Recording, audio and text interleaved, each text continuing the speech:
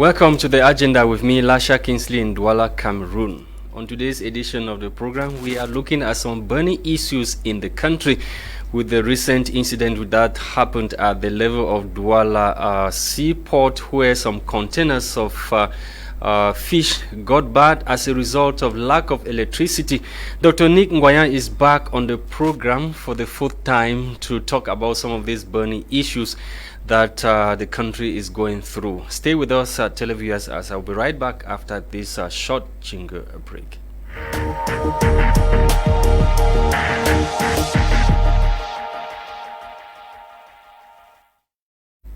Dr. Nick Nguyen, thank you so much for joining me once again. Oh, thank you. It's a pleasure to be with you again in some time, and just say hello to our listeners. You are equally mourning. You are the former militant of the SDF. Yeah, I used to be a frontline militant of the SDF at its creation, and then after that I stopped being part of them, and then in 2007 2008 I joined the CPDM. Yes, the national chairman Nijon Frumdi, the emblematic opposition political leader, is gone. What memory of the chairman do you retain? The chairman, if I'm who I am today, is thanks to the chairman, actually, because, you know, as a medical doctor, I was just sitting in my quiet corner, you know, just looking after patients and minding my own business. And then, you know, here comes someone, and that was in 92 or 91, 92 thereabouts. When he visited the East region, and I was a surgeon at the time there, so I listened to him talk, and I went to say hello to him.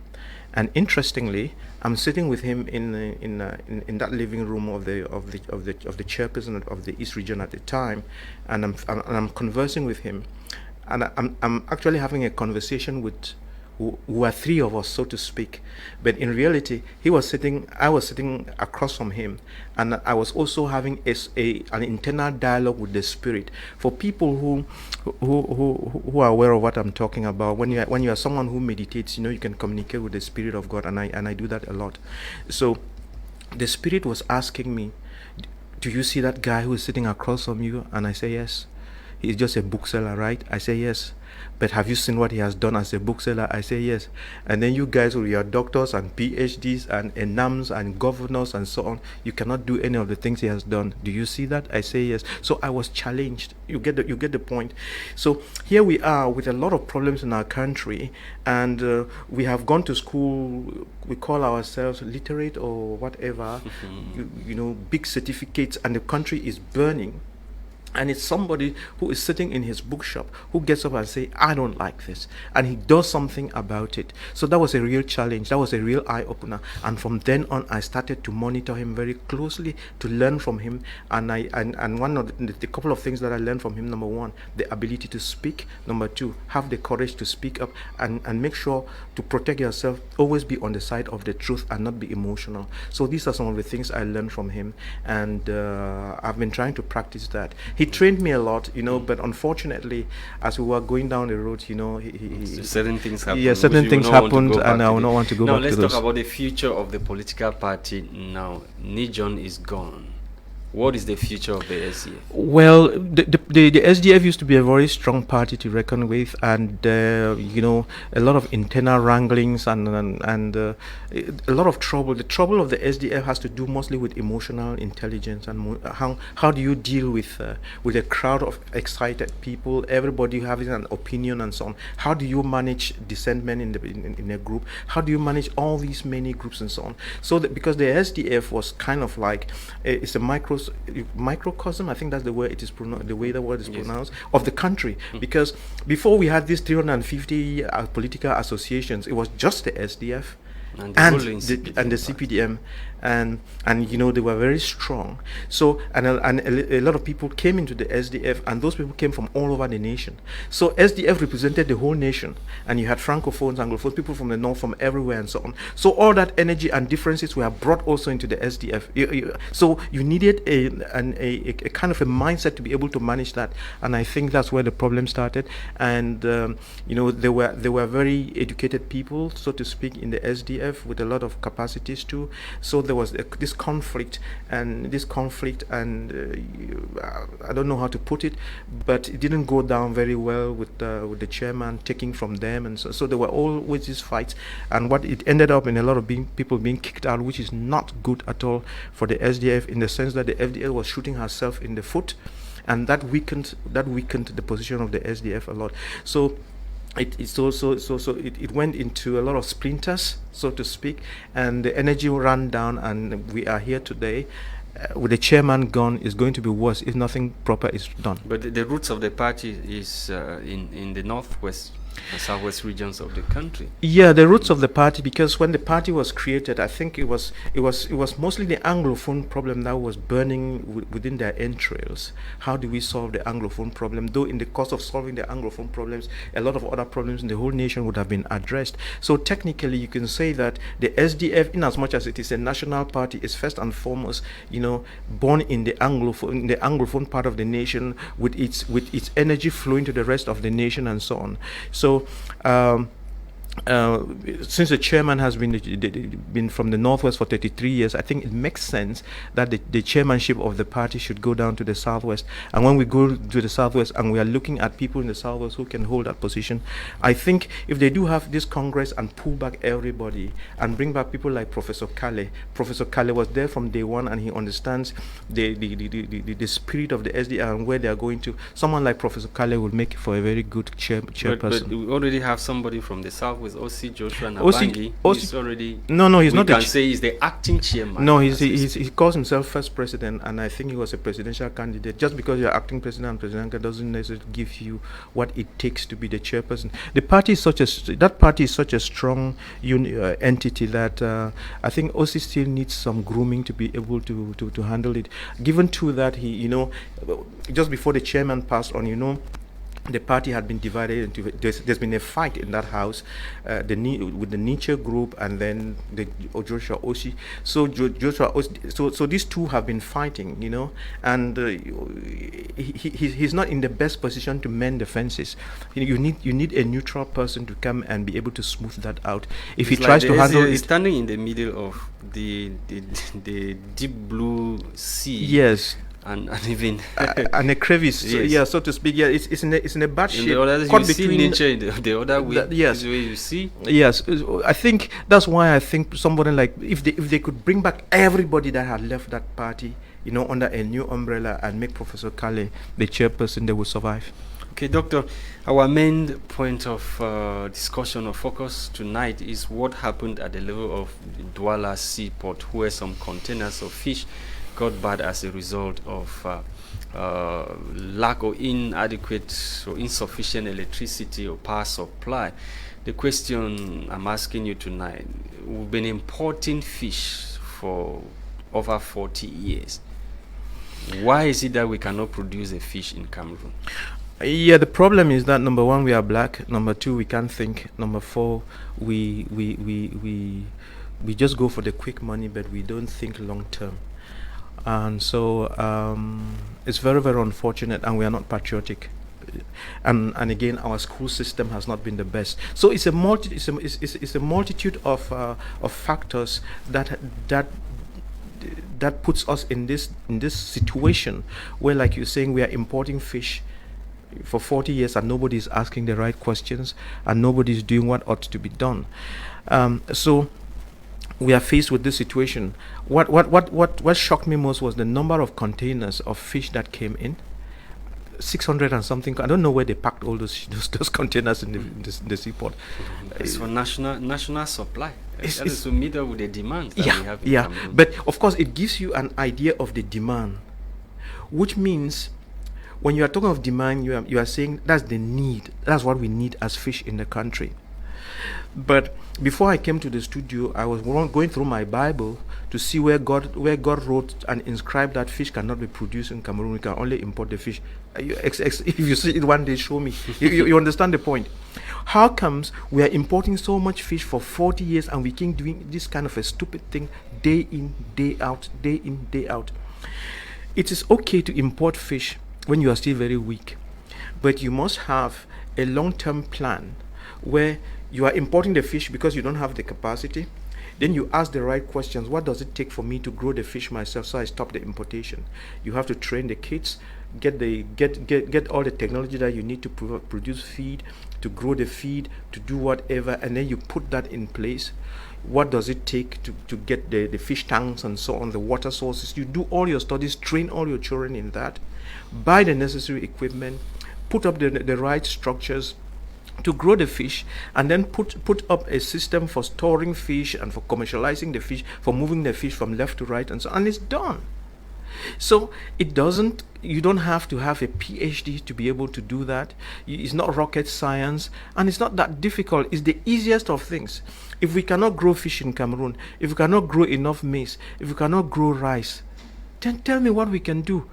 Are we able to make aeroplanes? We cars? grow, but we don't grow the quantity that meets national demand. That's the problem. We grow. So who stopped us from doing that? Who stopped us from improving on what we are doing? There are about 3 different ministries. Ministry of Agriculture, Fishery, Livestock, Animal Husbandry is another one. We have so many of those ministries. Why is it it's that paperwork. It's paperwork with a lot of people sitting in offices with ties and coats, like I'm saying, like I have here. This is the problem.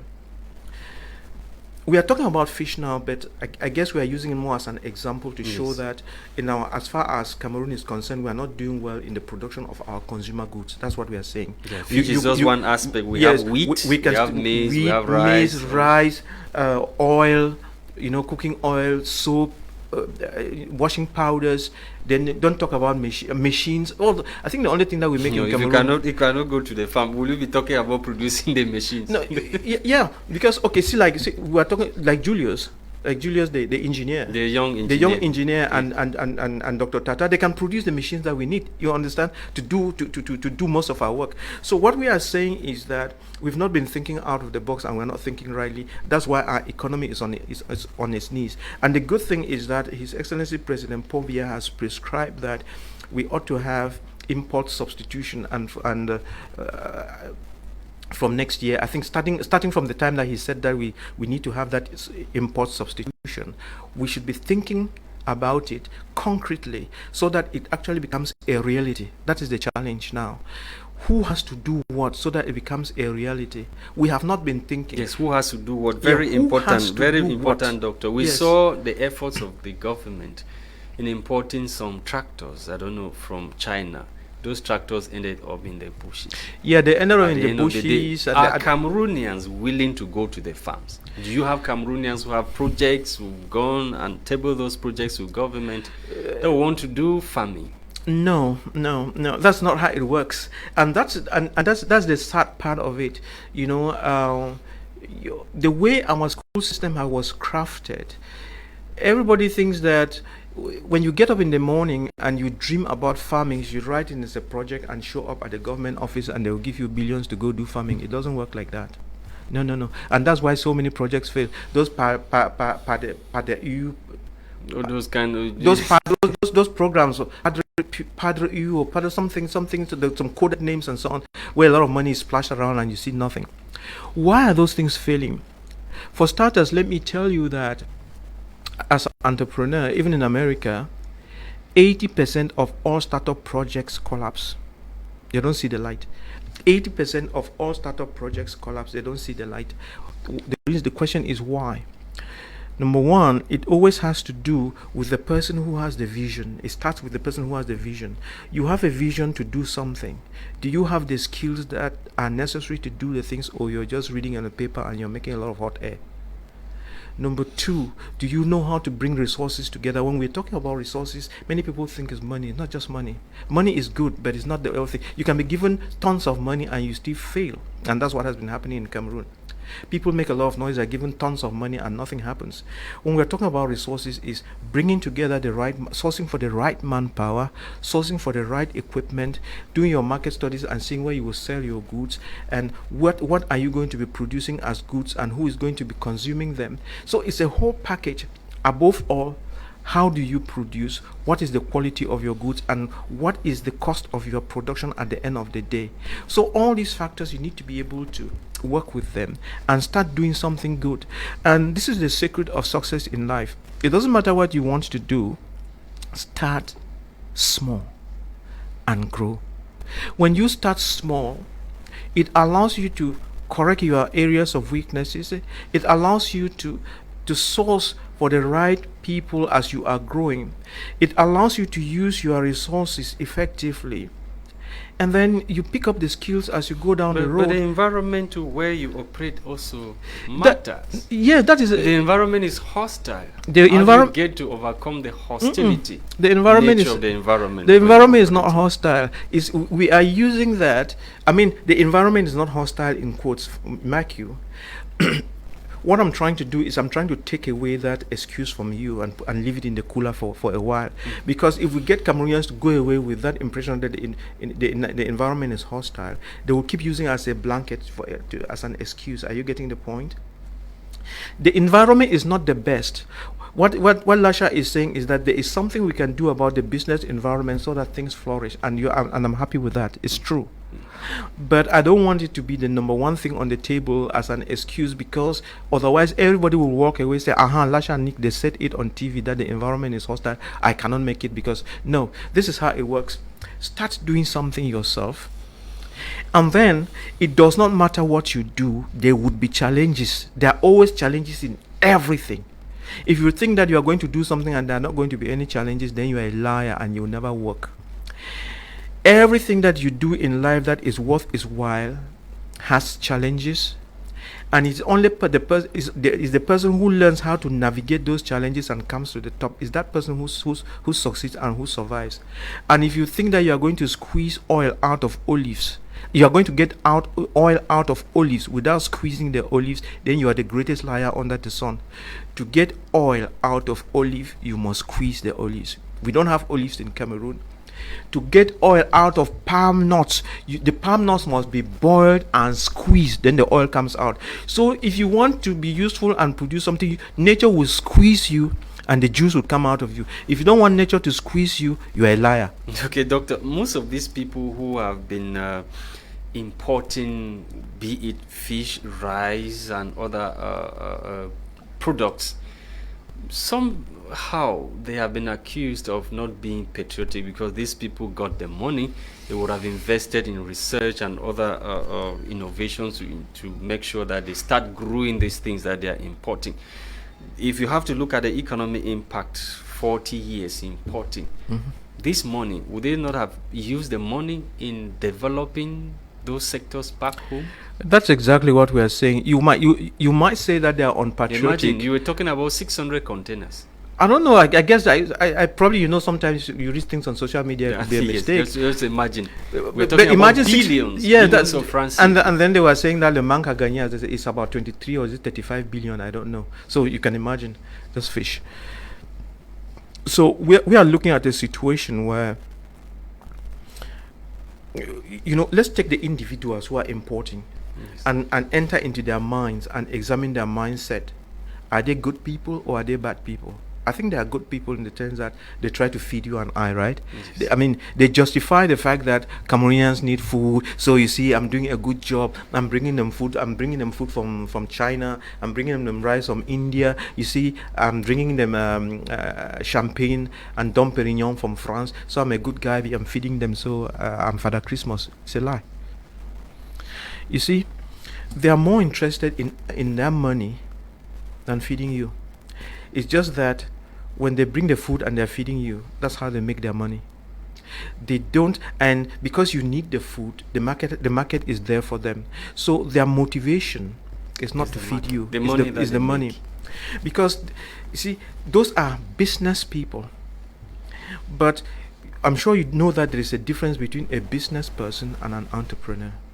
a social entrepreneur for starters.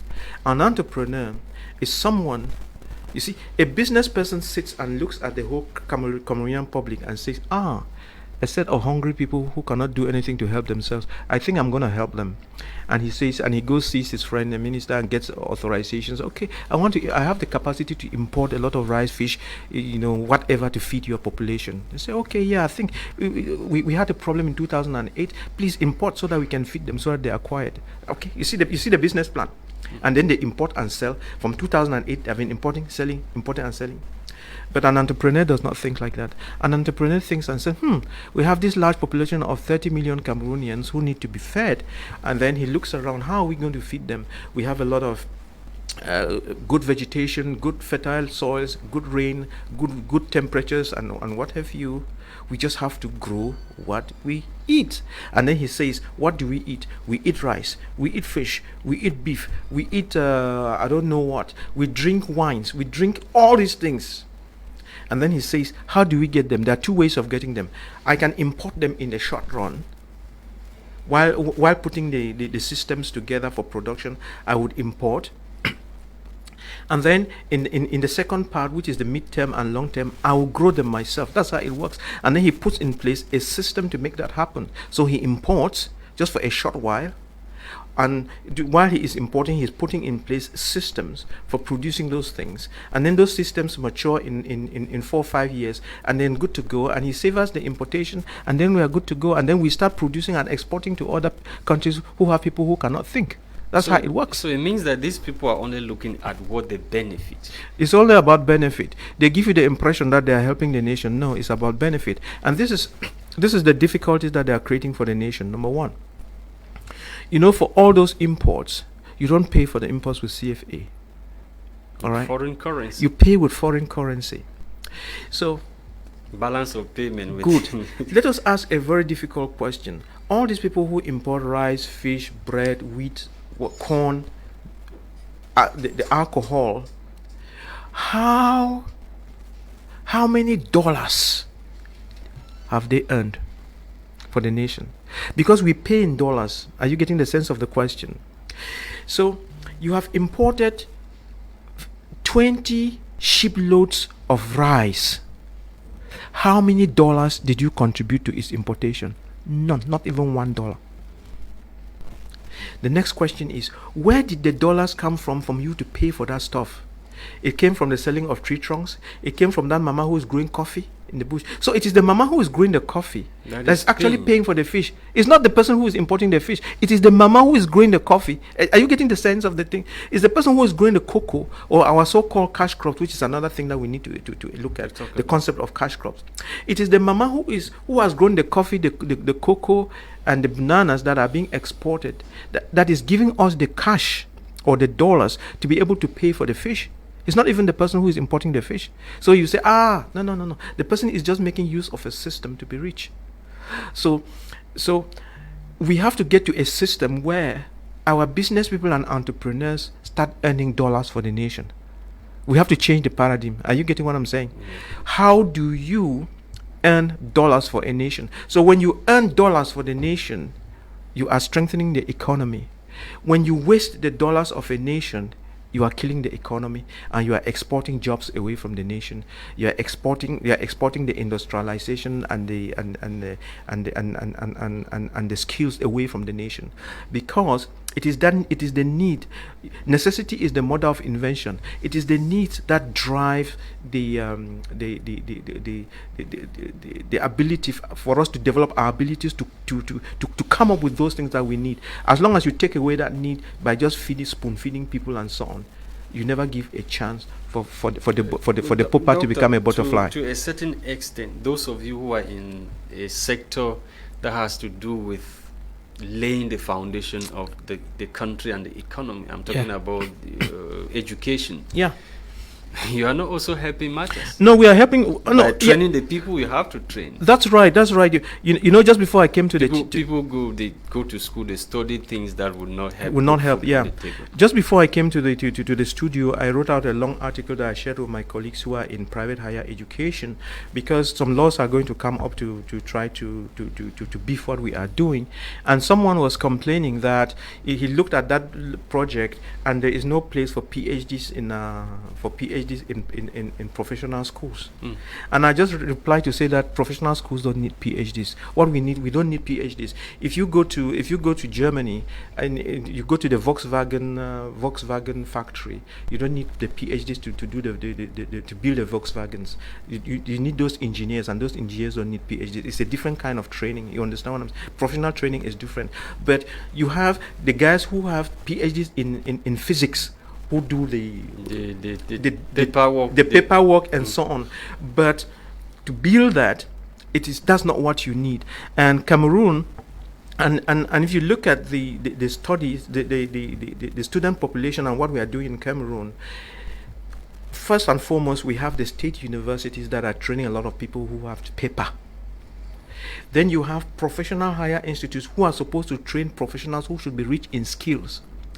But when you come and look at what we are doing in these professional institutions, 80% of the students and the professors and the courses that are delivered are for social sciences, commerce, accounting, marketing, international commerce, banking and finance. Are you getting what I'm saying? Law. But very few people are studying things that would produce. Yet, when we are talking of emergence in 2035, it's not about the law, the this, and so on. It's about production. It's about being able to produce the goods that you need. So when we are talking about the goods that you need, what do I mean? Let us go up to any of the supermarkets, I don't want to call names, and look on their shelves.